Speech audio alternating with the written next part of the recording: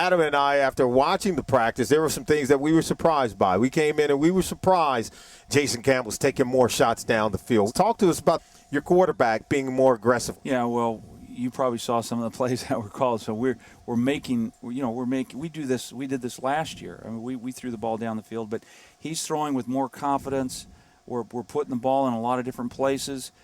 He's improving as we're going along, and it's the decision-making that's going to make the deal. He's always had this hose for an arm. He really does. Yeah. And, we hope to use it. And, we got to have protection to do it.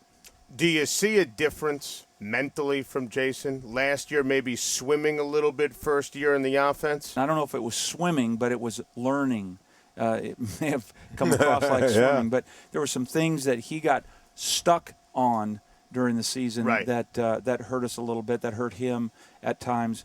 But, this offseason he's done a tremendous job working through some adversity early and really setting his mind into these OTAs and training camp now.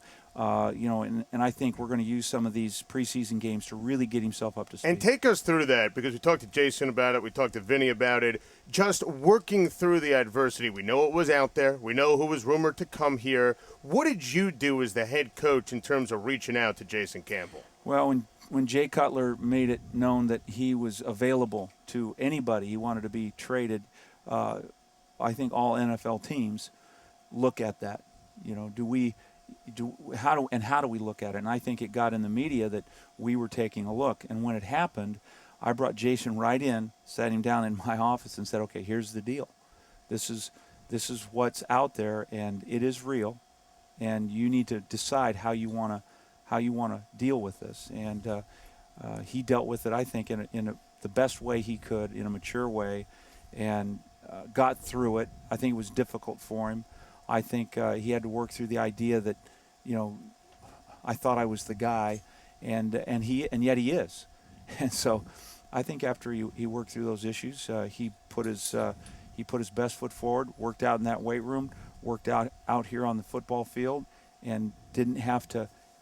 I think the idea that he knew what was going on from me helped him work, but then he had to put most of the effort into dealing with the media, the press. But at the end of the day, could this be maybe a moment of growth for him in terms of just saying, hey, this is my time and this is my moment, and I got to carry it out on the field, regardless if they're looking at another quarterback or not? Sooner or later, we all have to grow up and say, guess what, though? I have the opportunity because I'm the quarterback right here and right now. That's the exact observation, and I think it has helped him grow.